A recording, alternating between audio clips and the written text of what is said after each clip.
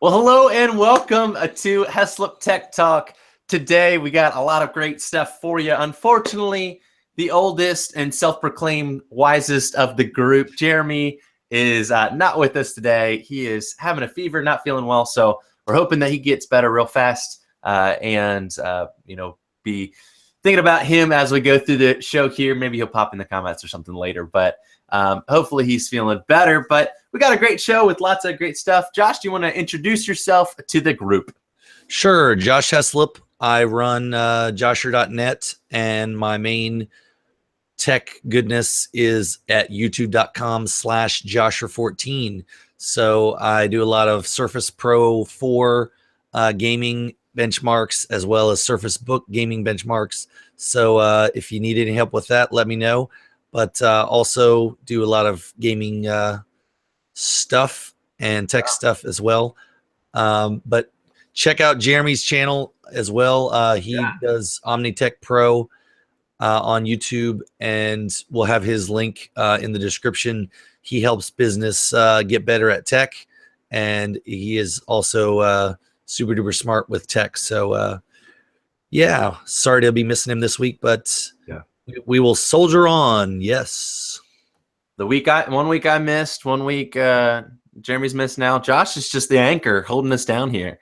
You know what, guys? I just can't live without you. Well, starting off things here today, a question that I'm getting a lot lately is, Joel, what do you think is going to be the smartphone for 2017 here? We have the Galaxy S8, we have the LG G6. We got but later in the year we could be having iPhone 8 type stuff. What are we running? What's happening? And so I'm kicking it off here, just talking a little bit about the big two on Android here. We have the Galaxy S8 and the LG G6. I'll share this here with you, just some pictures here. But these two both look really great. As you can see, the bezels are just tiny, real small, but especially on the S8. And here it's going to come down what works best for you. A couple things to point out is that the Galaxy S8 is going to be a higher priced unit, not that crazy much more, but I would look out, kind of see on your carrier what type of deals they're running, what it's looking like for that type of thing. They're going to be pretty close in a lot of things, but with they might be like $300 on contract if you get an upgrade or whatever. But they're both G6 is coming at just kind of like under 700 in the 650 plus range, and then the S8's going over like the 800 range, and then the S8 plus 750. Yeah, 750, and then the S8 Plus you're pushing into $1,000 range, starting there. The 950 or 900 some. So yeah, it's pushing it on price. So you got to think that what's the value there. Both of them are going to feel really good in the hand. One thing to note is with the S8, do you want those curved edges or not?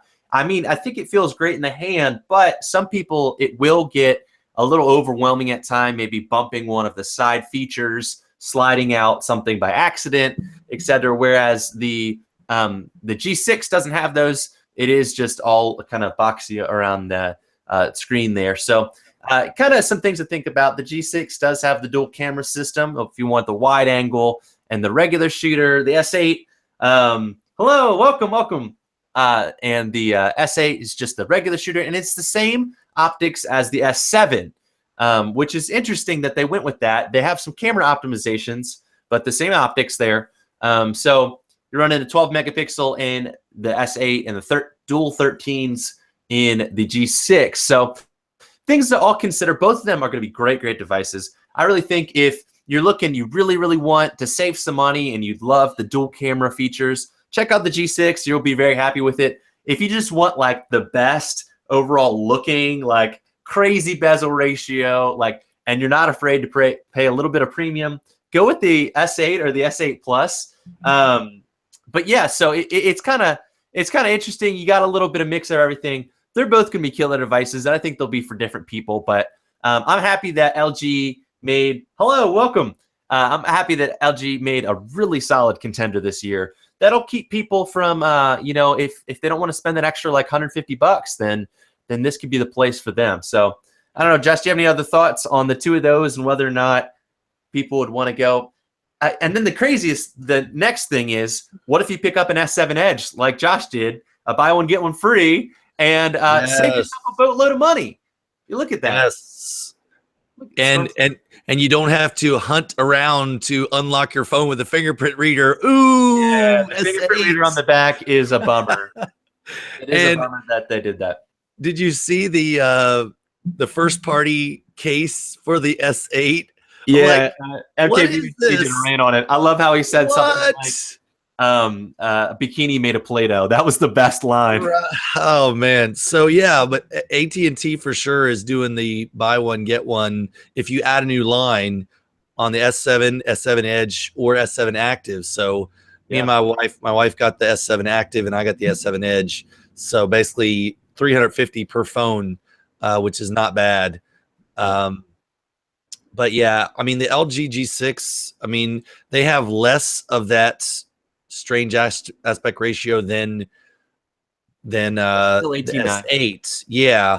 So I'm thinking that'll be less. Well, they don't have the software to stretch the screen yet, but I think that they'll probably add that because they've got to have. It does. You can do it in YouTube.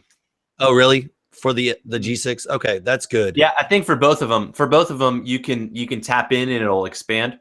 Right. But I'm not sure about like other video apps as far as, will you be able to do that, or if you have to deal with the black bars? Which you can, I mean, a carousel of your photos and videos that are on the side, the extra. Yeah, but and at least you can remap your Bixby button on the S8. Yeah, XDA did some development. They were like, "Oh, you see a problem? We're on it." They jumped in real quick fixing that.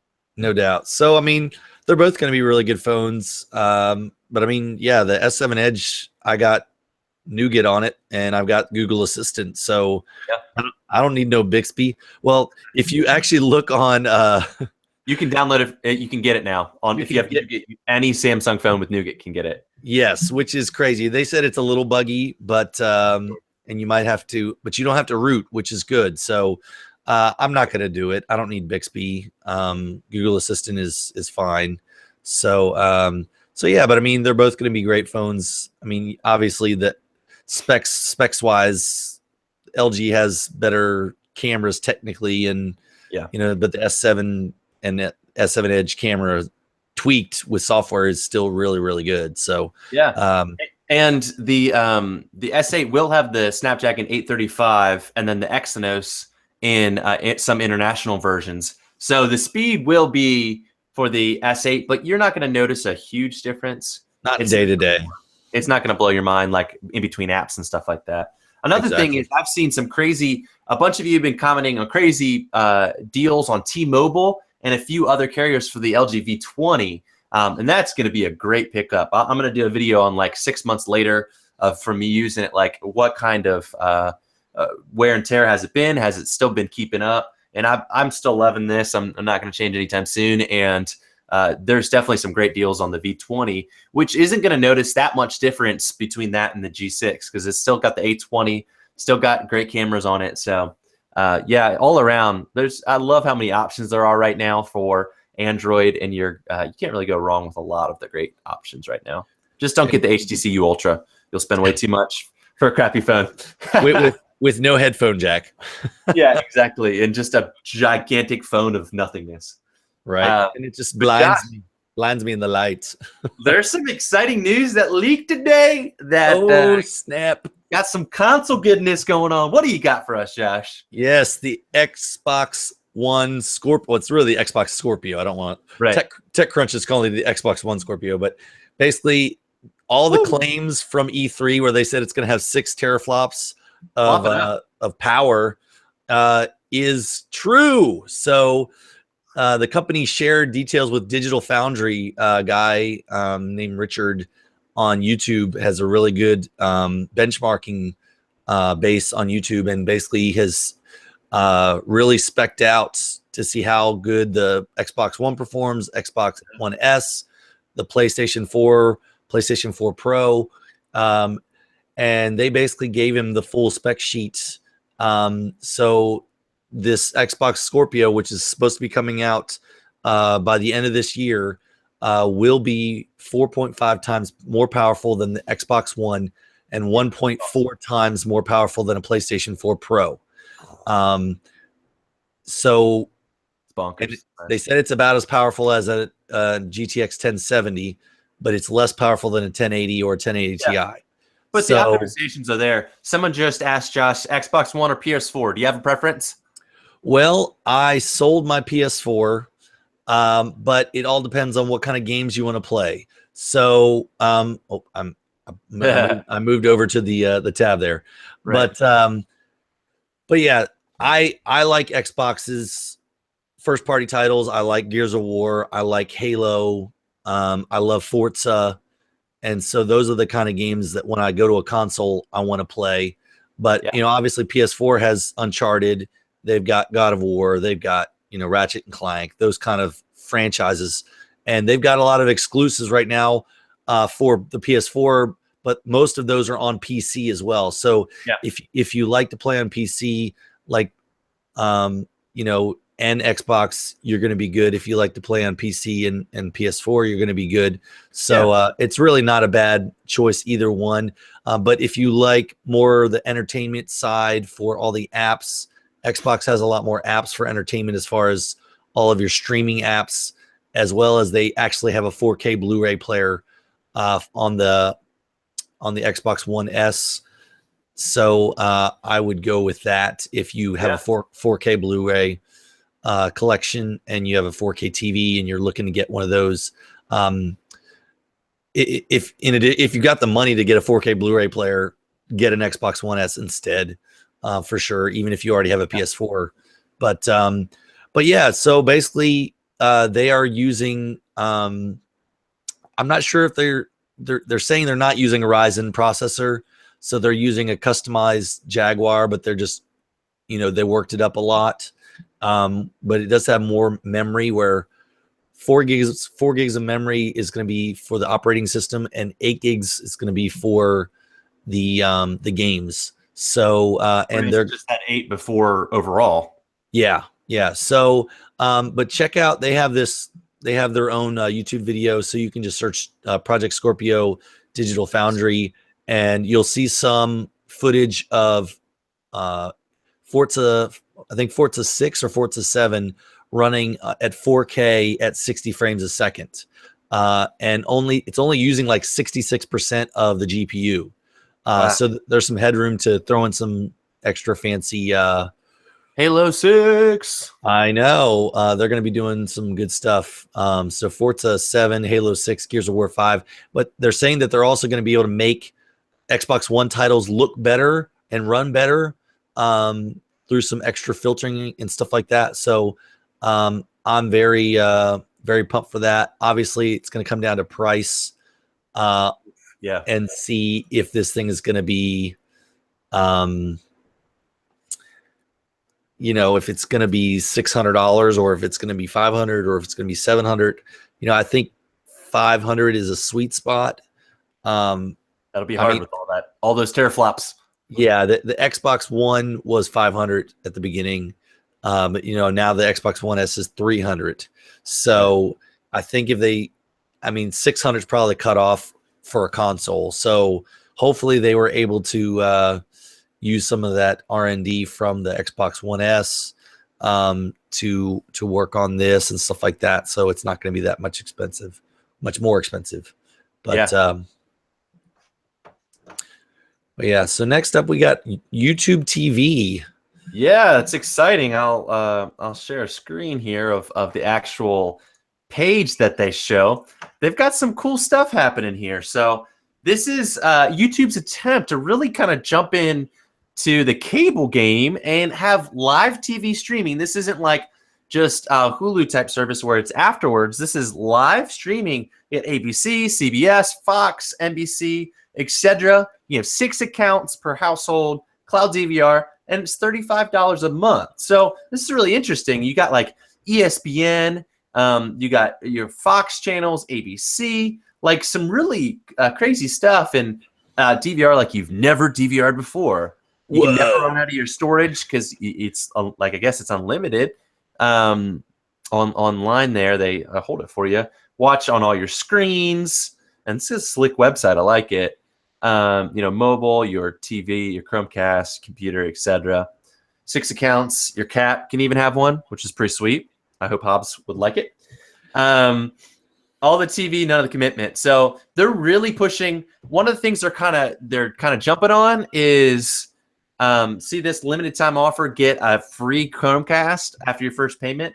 Like they're jumping into people that maybe didn't have cable ever. So kind of maybe my generation that's buying houses and getting apartments now that hasn't really had cable their life. They've just been using Netflix and Hulu and stuff like that. Now this is saying, hey, this is maybe cheaper, potentially cheaper than basic cable, maybe not, depending on where you are. But that's a solid list. Or I would say the people who they are paying $200 a month for cable. Yes. And they only need those channels. Yeah. So they can go down to $35 a month. Yeah. And take it with them on their phone, which is nice. I mean, I know that some stuff, like I've got AT&T Uverse cable, so I can take some shows with me and I can watch some stuff on demand. But you have to like watch commercials canned in there. I'm curious to see. Obviously, it's going to be live, so they can stream it from the actual network. So I'm sure that there's still going to be commercials in there. Right. I don't think it'll be any different, but yeah, it'll be interesting because that's true. Like we have Comcast and we can log in and do stuff, but it is limited. Like certain channels still don't show up, and there's a weird like streaming thing with it. So this will be interesting. I'm interested to see where YouTube goes with it. Kind of a bummer thing that it's a super small rollout. It's only in 5 cities. I didn't look at all the cities, but I don't think it's in West Virginia where I'm at. So it not there, but it's not even in bigger, huge cities. So it'll be interesting to see where they roll it out to, how it gets attention. But I feel like this has some merit and it could really do a big deal. When I first saw that they were announcing this, I was like, whoa, that's kind of left field, but it makes a lot of sense. I think they can target a good chunk of the market, and there's too many monopolies with the Comcast and the AT&T that take up huge sections of the market, and there's not really anything to beat them. So this is a good option for people wanting to pay a little less. Well, and as well, they're going to be adding AMC, BBC America, IFC, Sundance. They'll be coming soon though, so no Walking Dead for y'all yet. Well, season finale just ended, but if you wanted to watch Better Call Saul on YouTube TV, you can't do it yet. Right. So I see that there's the Showtime add-on for $11, which is a lot for one station, right? Yeah. And then Fox Soccer Plus for $15 a month. Ouch. Goal. Yeah. Hey, some people are huge soccer fanatics, so that might be worth it to them. I don't know, but that's $50 a month right there. Yeah, and exactly. Then you're already at basic cable, but I mean, you're not getting the sports package. So right, because that's all extra added for sure. But yeah, moving right along. Speaking of leaks and new cards and stuff, NVIDIA is just cranking out stuff right now. What do you got from them, Josh? Well, they finally gone and done it. They said, hey, we cannot have this 1080 Ti beating the Titan XP. So we're making a new one, y'all. And I'm sure this is totally strategic. They're just like, hey, we had this in the pipeline already. I'm sure. But yeah, they quietly released the Titan XP, an updated version of 2016's Pascal Titan X. So quiet. Just a year ago. And now, so it still looks cool.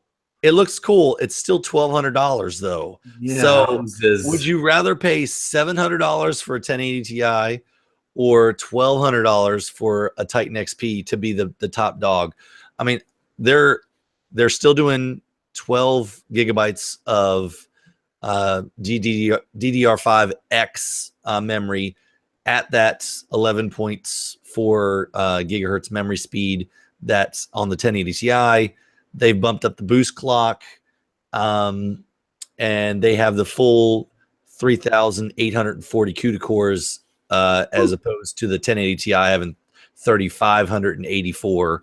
So, have they talked like percentages of how much faster this is than the original Titan X yet, or they have not? But you know, this, I mean, it's just going to crush 4K. It's going to be great for content creators. So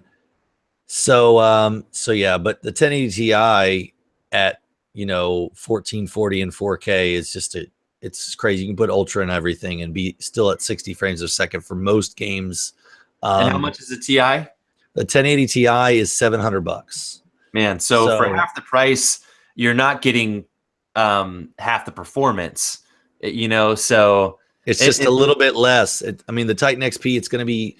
I'm sure that the J's 2 cents of the world are going to be doing some benchmarks very, very soon. So it'll be very interesting to see how what the performance gap is. But it's not going to be that much. It'll definitely be the people that have to have the best of the best. Yeah, I think it's going to be like 15%, 15-20% difference in performance.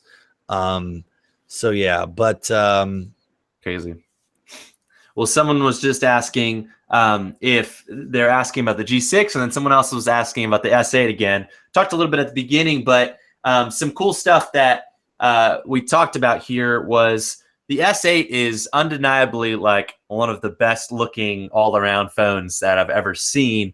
And it's going to be crazy awesome. You just got to ask yourself, like, is it worth it to you to buy that much? If you're buying it outright off contract, is, spending around $800 going to be worth it to you for just the S8? And I think for most people, the S8 is going to be plenty big enough, because with a 5.8-inch screen, that's huge. I mean, obviously, it's 0 bezels, so it's a very small phone comparatively. And then the 6.2 with the plus.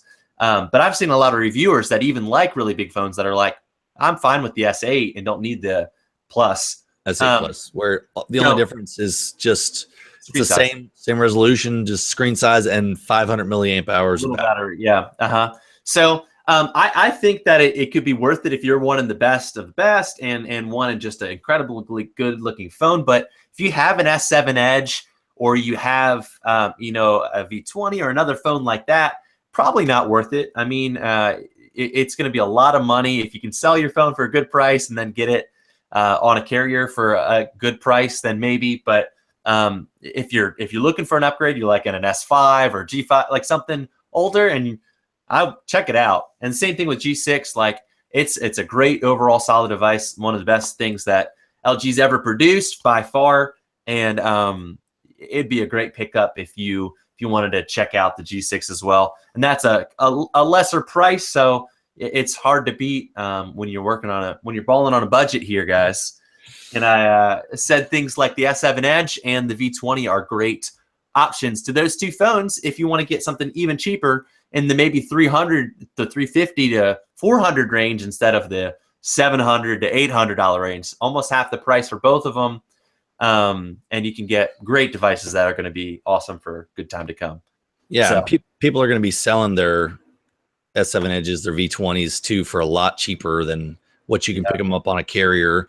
Like on Swappa or Craigslist or some of those things. Yeah, I just sold my old phone on Swappa to get when I got this one, and definitely a good deal. So sweet. Well, moving right along, talking about deals. The Nintendo Switch, it got a nice breakdown, and they're talking about how much everything costs when you do it out. So people were pretty surprised that it was only $300 at launch, which is a great price, but they did it all down. They did a cost breakdown, and it's roughly $257. I like how the exact dollar amount to make according to this breakdown. So they took a single Switch console. They looked at the Joy-Cons, the technology in there. They looked at the screen. So the touchscreen, charger, actual console is roughly 167, and then the Joy-Cons are the expensive part. No wonder they cost $80 to make them, because each of them be made for $45. That's crazy because of all the rumble technology, the Bluetooth, and everything in there. That's why they charge $50 for one, or $80 for two. So now it makes a little more sense why everything costs so much in the console. But yeah, it's pretty cool. Comparatively, a PlayStation 4 cost $381 at launch, and the Xbox One cost $347 at launch. I add in the $471 for that after that, when they had the Kinect in there too. So it's pretty interesting. It's cool to see that. You can kind of see now why they're pumping up some of the prices on games like Bomberman that probably could have been like a $20, $30 game, but they're like, yeah, let's sell it for $50. And then things like 1-2 Switch that could have been bundled with the console itself, and they're like, oh, well, we'll make this a $40 game. So stuff like that, you can see where they did that. Did I have that on you the whole time? Did it not show my screen? No, I did. I saw it. Okay. Oh, well, I'm just making sure it was on the main part. Okay, cool. And so yeah, that's interesting. I think that Nintendo kind of nailed it on their price thing here. It is. I mean, they're not making too much money on the console, but they never really have, and most console companies aren't. Like 350 to 500 is a better ratio with Microsoft with their Xbox One when they came out. And then what was the PS4 when it first came out? Was it also 350? I mean, 500, or was it? It was also 500. Yep, same price. So 381. So they had a little higher on the price comparison there. They were a little less margin, but yeah, 257. So they're making less than $50 on each one, but they're making it back on software and other things like that. And that's kind of always been Nintendo's game. Is their software for sure. We're never going to sell our software for any cheaper. It's never going to go on sale. It doesn't. It doesn't. They're still selling, Wii U games for $50-$60, and you're like, man, this is dumb. The only time it ever goes cheaper is when they did the Nintendo Selects that are the $20, $30 games that are like a year or two later. They're like Nintendo classics. They're the worst ones. No. They have some good ones. They do put some like really questionable ones sometimes. You're like, I don't want this random party game. Like, that's dumb. But they do have some really good ones sometimes, which are great pickups. So I picked up some of the Selects sometimes to save money. That I was like, oh, I really want this game, but I don't want to spend $60 on it. I'll wait till it gets down to 20 again. But some good stuff. Josh, any other thing that you saw while we were talking here that you wanted to bring up? Oh man, basically just want people to know that Jeremy, don't forget about him, Omnitech Pro. Yeah. Follow him on Facebook, and but yeah, I'm looking into Diablo 3 just came out season 10, so I'm probably going to be streaming some of that. I'll come in and just win everything. Yes, totally. I'll pump you up to level 70. No big deal. Yeah. And I just picked up Rise Son of Rome for like $3 on Bundle Stars. So that was a pretty good buy. A little game that came out a little bit ago behind you, maybe, right? What is that I see behind? The Mass Effect Andromeda. Uh-huh. So I've got my my Sarah Rider Funko over here. But yeah, it's been a lot of fun. I played like 80 hours of it, so I'm almost done with the story. Nice. And they just patched it today. So yeah, they just patched it because originally when the game came out, people really made fun of it because they walked like this, and then their mouths were like mop mop mop. So they just patched it today to help it be anti-fish face mouths. Yes, totally. Which is and the eyelids too a little bit, so the eyes look better. Apparently. I mean, it's a video game. I had fun. I've had fun playing it. It's storyline, gameplay. That's what matters. Other stuff are it's there. So. Combat's really good. You can really tailor your combat to whatever you want to do. So, But yeah, I think that's about it for me. And so Great. from Cool. everyone Yes. out there in TV land, Yeah. y'all keep it snazzy. Yeah, coming up. Just one quick thing. I do have the video for LGV20 like 6 months later coming up, and then a couple other smaller things, and gonna hopefully be working on a few more big things coming up here soon. Hopefully, I'll get to talk a little more about that, and I'm looking forward to doing some game streams. I might do some Overwatch competitive matches tonight later on. I haven't placed on my placement yet. It's been forever since the season started. But I want to get some competitive matches in. I played a couple last night just to jump back in and was crushing it. So Oh yeah. I'm looking forward to playing. It's way harder on stream. I don't know if this is it for you, Josh, but like I'm focusing on The chat. like, oh, look at that. I'm like, oh, you killed me. You can't do that while I'm streaming. No. But anyway, guys, thank you so much for watching. Like I said, links for Josher14, all of his stuff down below. Omnitech Pro, their website for Jeremy, as well as his Twitter and YouTube pages are all down below. We'll all three be back 3 strong, triple the fun next week, 3:30 p.m.-ish Eastern Standard Time. Thank you all for watching. It has been a blast. And as always, you keep it classy.